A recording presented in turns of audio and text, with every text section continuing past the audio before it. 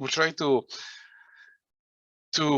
give some directions and a very broad topic, direction in a nutshell: patient safety, precision in pathology, and pathology role in precision medicine, and importance of pre-analytical and post-analytical evaluation for the modernization of the healthcare in worldwide.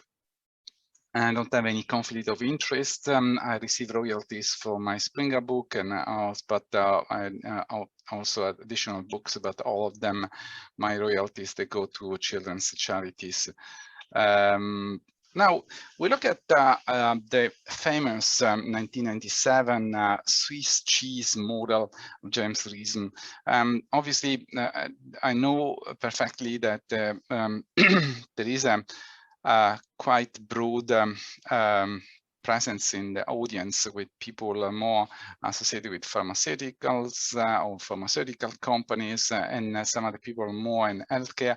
This way, I try to accommodate my presentation in a way that everybody can understand about how can we improve healthcare in the future and now substantially. And this was presented in 1997, when actually there was evidence that some holes are due to active failures present in the healthcare, but you see that other holes are linked to latent conditions, and this in the healthcare is fallible, not infallible. Then you can have failure in healthcare, and you will see in presence of mistakes that can be present. But the more and more we become technology based, the role is to improve the system in a way that is error free. And this will be substantially, this is not only will apply to healthcare, but also will apply to pharmaceutical companies, but also to, in general, to the human being, to avoid errors that can be present. And obviously, this concept of the Swiss cheese model, with actually different failure can be present, will change, and is changing already, with the introduction of artificial intelligence. Now, what are steps to patient safety? And it's it is very nice that Dr. Zonas and also Dr. Dom precise some specific aspect about how the pharmaceuticals can or some drugs can be seen. Also, some can show some aspect that very much linked to the patient safety. And then we have 9 steps that and it's one of the first steps is essentially to build and retain a safety culture. In the second step is support and lead your staff and colleagues. And that's not trivial, but it's something that is going to be part of the post-pandemic era, how we connect to each other to identify the humanity, how we can lead in a way that we still lead, but we can support the colleagues and staff. And the step 3, integrate risk management protocols. And these risk management protocols are very important, because if you have a risk management protocol steadily inside of your system, you will reduce enormously then the failure present in your healthcare. And encourage reporting. It's very important to, and this another aspect that I'm going to just to highlight, how very important is the step 4 then about reporting. And involving and communicating with patients is key, and involving and communicating with the public is also key.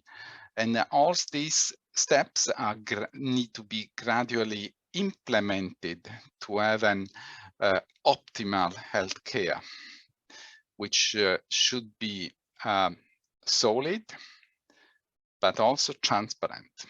And step 7, learn safety lessons.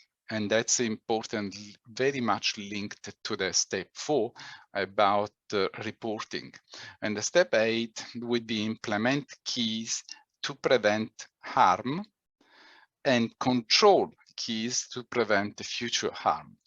This is a it's a quite important. It's not a step where you reach the levels, the 9th level, and then you stop. But it's obviously as a continuous permanent cycle inside of the system. And there are different protocols. You can go from the daeming cycle about plan, do, check, and act. Very simple, to the DMAIC of Six Sigma, but there are many quality management protocols that you can institute in your healthcare, in your company, or in also in your relationship with the public. The patient safety team should support a RISE culture. That's it's important because it's important to remember reporting. Near misses, but also reporting of misses or failure are very important because we learn from our failure. And inclusion, it means that people reporting should not feel the blame, but should instead be part of the team and continue to increase the opportunity for other colleagues or other partners of the team to improve themselves. And then study means not only study the failure, but also or study the specific area where there was a failure, but also how implement new technologies. And there's an enhancement, it's basically activation of artificial intelligence protocols. And then I will talk, we will briefly highlight something about what will be in the future. Sorry. We review policies, processes, and procedures. We support the clarification of non-conforming events and patient consents. That's important because it's important also to disseminate internal notification reports and liaise with the Laboratory Services Provincial on Quality Assurance Committee and liaise with the Quality Assurance Review. These are not bureaucratic steps, but are very important steps to, in the end of the day, to improve how we deal with failure and to improve our healthcare in toward precision medicine. No blame, no shame.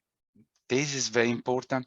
It's important not indicating the failure, but to try to to indicate how we try to identify the failure and to improve the failure. Reporting means better or safer environment. Inclusion means also activity and promotion of care, compassion, empathy, and study. It means also an encouragement about discussion, how to improve, how to implement new policies to avoid future harm. Enhancement means also respect and dignity. Patient safety incidents are nearly each time due to problems with the system and not with the individual. There has been a complete shift from the 80s of last century, where people making mistakes are practically ostracized, indicated as blaming, and the blaming culture was not over on the beginning of 21st century, which unfortunately is still present. A lot of blaming culture in this system. That's because it's important to understand that in the end of the day, we want a safe environment, and a safe environment, it's important to not to reiterate any blame or shame. Humans make mistakes, and individual conviction or penalization does not prevent future mistakes. There is enough literature indicating that, and it will create and perpetrate a blaming culture. After an incident, the person least likely to make the mistakes again is almost undeniable, and the individual was just made it. What's the point of suspension? Causing a serious medical accident is also traumatic for the physician and other members of the clinical team. Obviously, there is an impact on staff compared to the impact of the patient and his family, but there is also damage to the physician's reputation, and also high level of clinical depression in physicians that are practically involved in that system. This way we try to see how to improve, and one of the aspects is a root cause analysis. I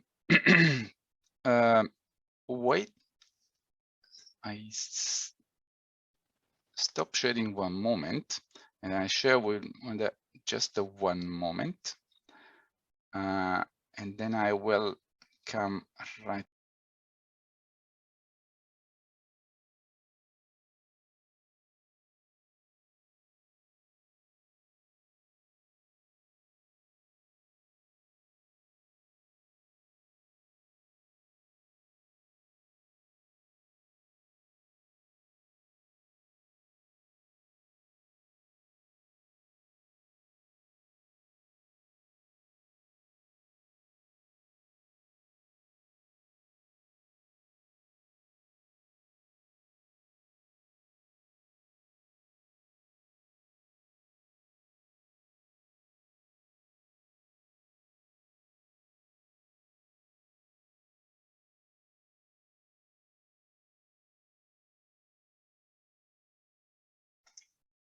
Okay, can you hear me? Yes. Perfect, and you see the screen. Sorry for the interruption.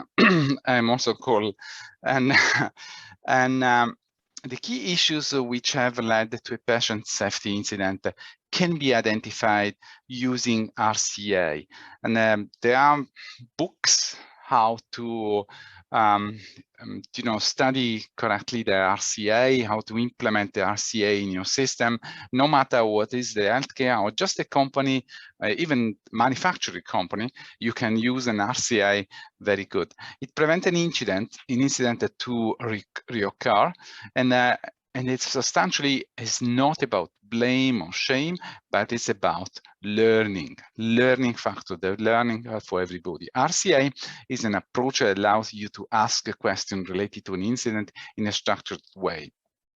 It is about conducting a thorough investigation and delineate an action plan.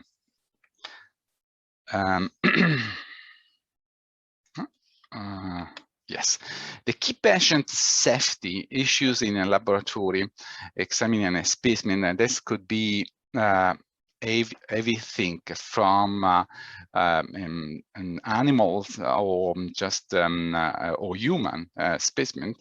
The most important is to proof of identity, identification of the tissue specimen to receive before they arrive in the lab, or within the laboratory when you run your mass spec, or you run your machine for making your formalin fixed and paraffin embedded tissue, but also later to deliver slides or reports. Proof of identity is key. And there are different complexity we call in precision medicine. They have different complexity where actually the AI will play a role in the next probably 5 years because of the number of protocols already implemented in different companies. And we have a level 1 where actually has to go only macroscopic, the level 2 where actually we look at fallopian tubes, the level 3 in tendon sheet, non-neoplastic, level 4 in GI biopsy, on level 5 on heart specimen, and level 6 on complex specimens. There are many aspects where you can automate the system. There's one aspect that I emphasize all the time is about proof of identification, is to avoid mislabeling. The mislabeling is from the time you have an accession number to the time you have a sign out. There are many aspects where actually there are the opportunity for transcription error, either using voice control system or dictation system or transcriptionist. There is in different areas where actually there are possibility to failure, and the RCA is it's key. It is key to identify where you can have the failure, and that you can have a failure in the resident dictating a gross description, or in the resident requesting additional blocks or stickers, which can be applied on slides that belong to another person or to another animal, or cassettes pre-printed and placed with specimen, or slides pre-labeled by hand, and pathology called up to enter the diagnosis. LIS, the LIS is key, and that's a laboratory information system. And I recently reviewed the laboratory information system for risk management and healthcare. I focused on one very important LIS that quite diffuse worldwide, and is EPIC-PICA. I just briefly, you can look at more in details in my publication on this aspect, but I just want to say there is a workflow that's quite similar in many LIS, also laboratory information system, where actually you can reduce the possibility of errors. And that's from the grossing to the histology to the sign out. If you have an LIS which is versatile, at the same time allow you to implement different modules inside of your LIS, which it is crucial because not all labs have the same keys or the same goals. In this way, it allow you to be more versatile. Is allow you to make your laboratory system safer for the patient. In any industry, also customers regard it. There is a customer service is key. Degree to which goods and services meet customers' expectation. And there are different parameters, parameters of matrix and levels of services. One is a TAT, the turnaround time, but also the adherence to national and international guidelines, the use of synoptic protocols for neoplastic and non-neoplastic diseases, and customers' satisfaction results need to be implemented and need to be discussed steadily. Levels of services include the measurements of quality and the instrument of accountability. If you look at the non-for-profit community hospital, you will see that the surgery is 22% of total hospital operating revenue, and you will see on the bottom you see the pathology with 0.4% of total revenue. But AP services, anatomic pathologies, are not substantially revenue generator for hospitals, but without an efficient and efficacious service, it's probably barely possible to provide services for patients. AP service, anatomic pathological services, are essential because of the support they provide to other services, allowing those services to generate an enormous revenue for healthcare systems. And in order to retain their customers, providers must devise the feedback loops to evaluate how customers feel about the service they receive. Now, we found that customers' expectation and customers' feedback are key for improving your services. And the key is to avoid long intervals, but short intervals between when the services are delivered and the customer feedback request, and a quick remediation of defects or errors or failure, aiming to eliminate the possibility to have again the same failure. And I am not going details about the different phases where actually a failure can come out, but there is all the times in any lab some problems that can occur in pre-analytical, at analytical level, or post-analytical level. And this has been crucial for specifically how to improve these phases. And the College of the American Pathologists, as well as other, like a Royal College of Physicians and Surgeons in Canada, Royal College of Physicians and Surgeons in United Kingdom, Australia, and other jurisdictions, have improved the quality delivered in a lab. If we want to think about the future where actually error-free will be on practically any material, any report will be error-free, we need to implement more and more technology in a way that the human error can be localized and avoided. There are 2D barcoded wristbands in clinics. There are how to scan a patient and operator, but also wireless link to generate instruction between lab assistant and phlebotomist, but also specimen labels connected to the tissue, request to laboratory to be technology-based, checks on specimen arrival with technology-based protocols, and also on patient and record. And but there are different issues about cost to implement this technology, AI-based, about training your staff and colleagues, and also how this system will be acceptable by everybody. That's because on the beginning, one of the steps I was emphasizing is that your soccer team can win if all team players play together and understand that aspect. Then you need to coach correctly all your team in a way that everybody understand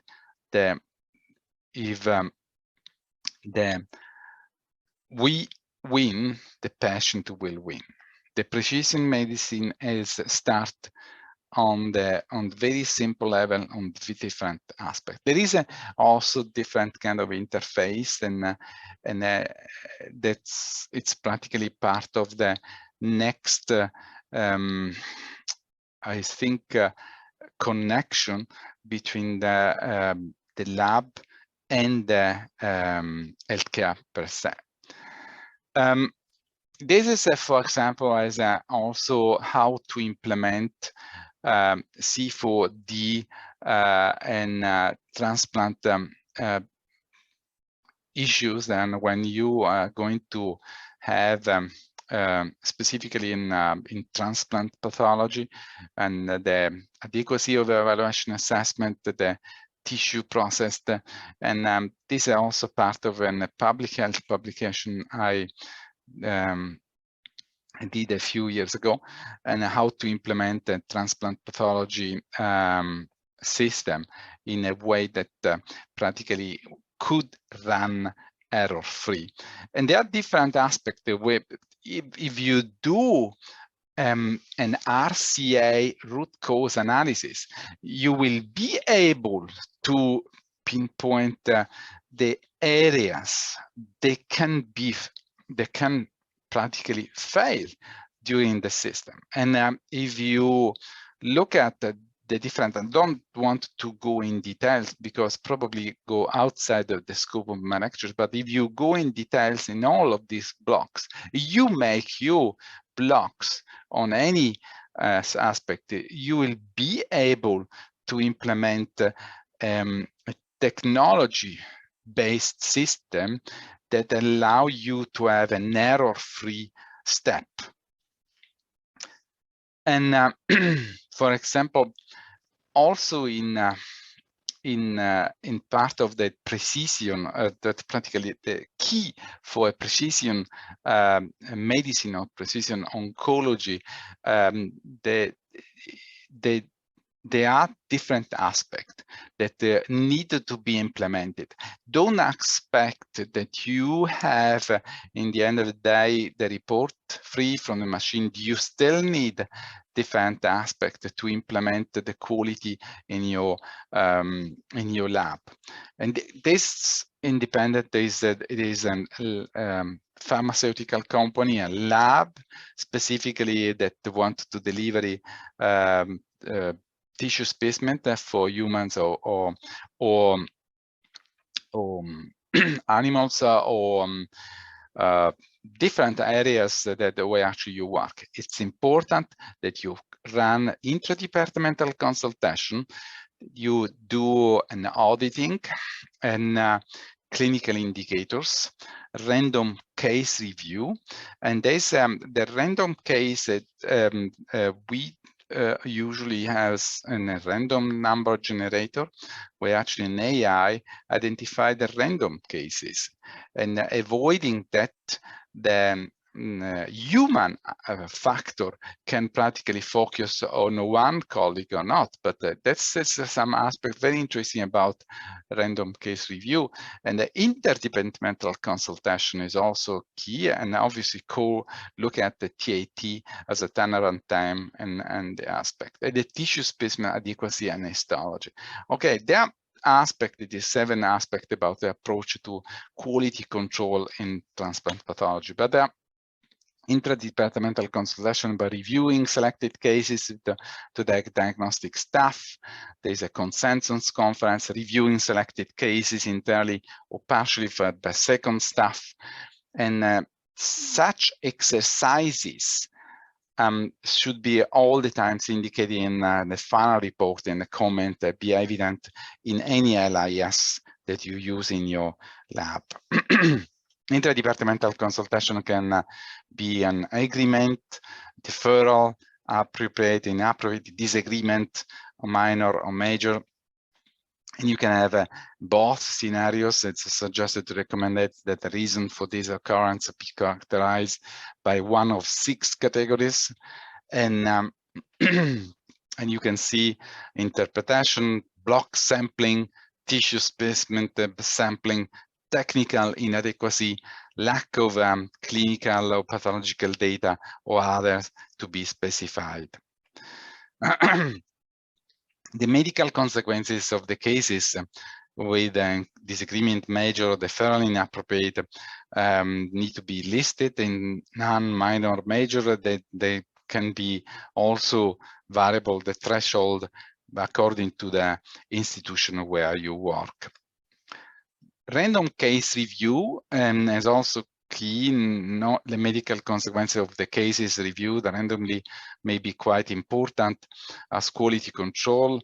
And there are non-autopsy or non-transplant pathology with 1% of 25 per month, or non-autopsy more, or autopsy with 10% of the cases, or 2 months, or all transplant autopsies.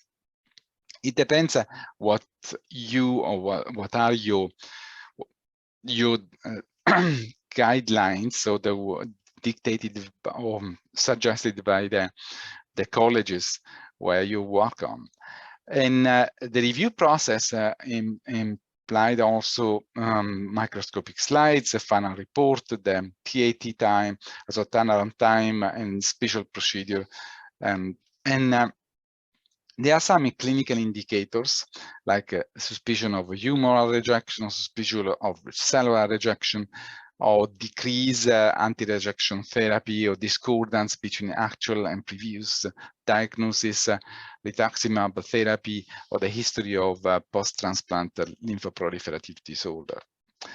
All cases present in intra and interdepartmental conferences are electronically codified, and the bioinformatics or pathology informatics is key and linked with LIS, and interacted with patient safety team.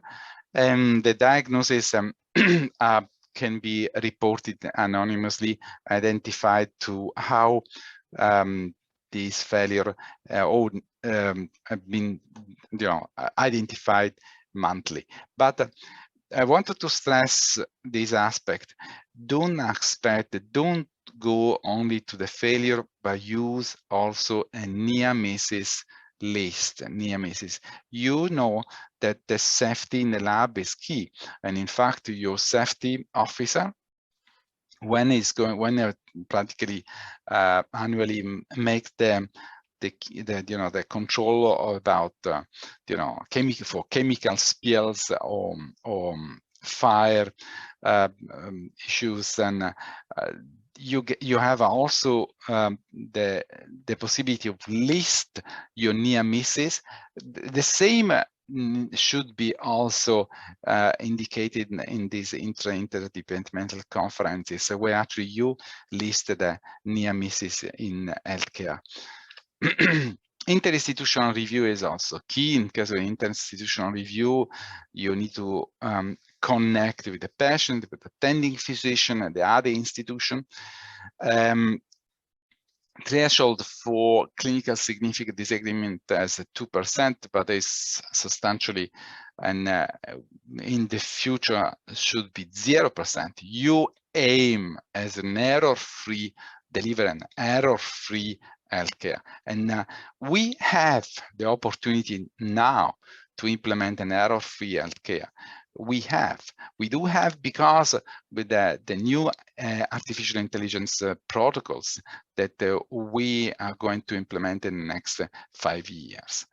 The turnaround time is also key, and then should be also controlled not only by the chief of the patient safety officer, but should be also linked to the AI, where actually it can be a red flag on the computer of the pathologist, or indicating that there is some delay in the in issuing specific cases.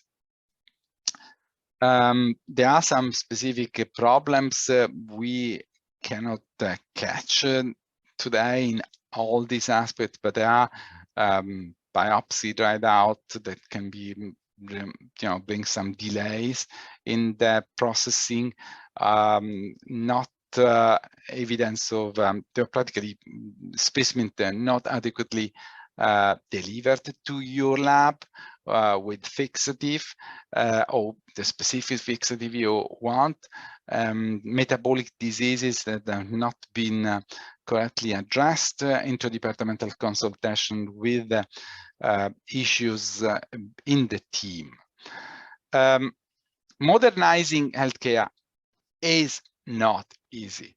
Depends on you and your team and how you study the new technologies and how you study everything linked to the new system. It means you cannot just rely on bioinformatics. You cannot just rely on one person that's practically work on it.